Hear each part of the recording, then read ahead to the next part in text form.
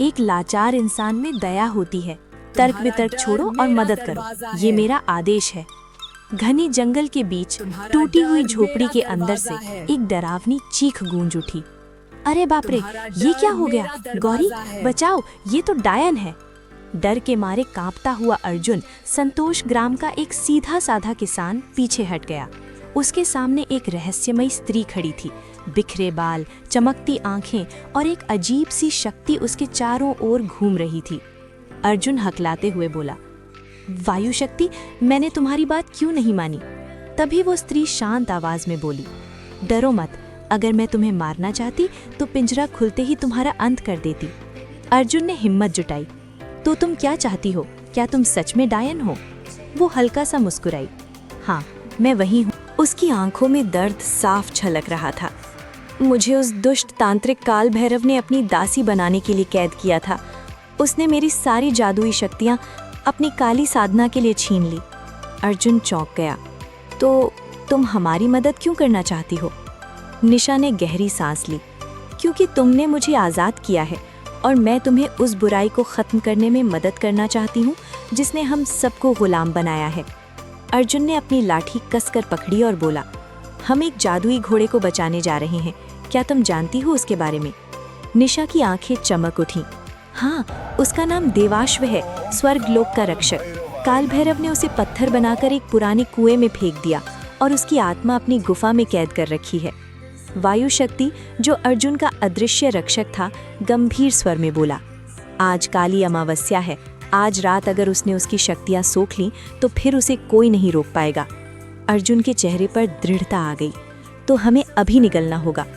रात गहरी हो चुकी थी। तीनों काली पहाड़ियों की ओर बढ़ रहे थे। निशा ने रास्ते में चेतावनी दी। भैरव ने अपनी गुफा के चारों ओर भ्रम की दीवार बना रखी है, वहाँ छाया रक्षक हैं। अर्जुन ने पूछा, छाया रक्षक? हाँ, वे तुम्हें वही दिखाएंगे जो तुम देखना चाहते हो, कभी गौरी के रूप में, कभी तुम्हारे पुराने दोस्तों के रूप में, लेकिन तुम्हें रुकना नहीं है। अर्जुन ने सिर हिलाया, मैं नहीं रुकूंगा, चाहे कुछ भी हो जाए। कुछ देर बाद उनके सामने एक विशाल काली पहाड़ी खड़ी थी। हवा अचानक ठंडी हो गई, चारों तरफ सन्नाटा छा गया। निशा ने धीमे से कहा, यही है काल भैरव की गुफा, जहाँ समय भी थम जाता है। तभी अचानक गुफा के अंदर से एक भारी आवाज गूंजी, तो आखिरकार तुम यहाँ पहुंच ही गए। एक काला धुआं उठा और उसमें से काल भैरव प्रकट हुआ, और साथ में इस गद्दार चुड़ैल को भी ले आए हो। निशा गुस्से में बोली, काल भैरव, आज तेरी काली शक्ति का अंत होगा।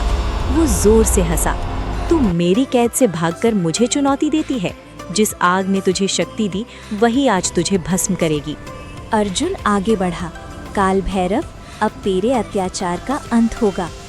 वो हंस पड़ा, तू एक साधारण किसान, तू मुझे हराएगा? अर्जुन की आंखों में आग थी। मैं किसान हूँ और किसान को मिट्टी से प्रेम करना और बुराई को जड़ से उखाड़ना दोनों आता है। तभी अचानक अंधेरा गहरा गया। छाया रक्षक प्रकट हुए। एक रक्षक गौरी का रूप लेकर बोला, अर्जुन वापस आ जाओ।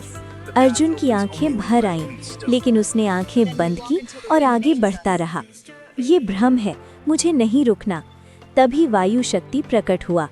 अब समय आ गया है इस अंधकार को खत्म करने का। उसने मंत्र पढ़ना शुरू किया, ओम वज्रकायाय विद्महे महाप्राणाय धीमहि तन्नो अश्वः प्रचोदयात्।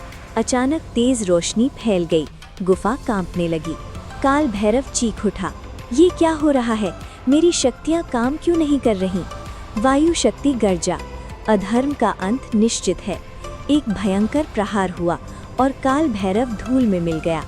कुछ पल के लिए सब शांत हो गया। अर्जुन धीरे से बोला, सब खत्म हो गया। निशा की आंखों में आंसू थे। हाँ, लेकिन अभी एक काम बाकी है।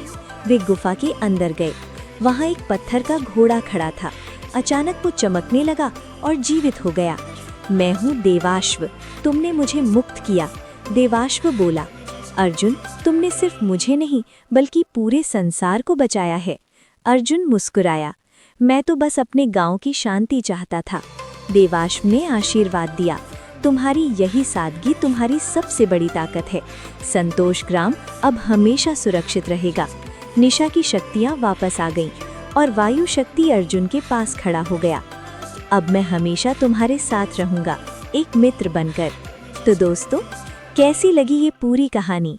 अगर पसंद आई हो तो लाइक करो और कमेंट में बताओ पार्ट 2 चाहिए या नहीं।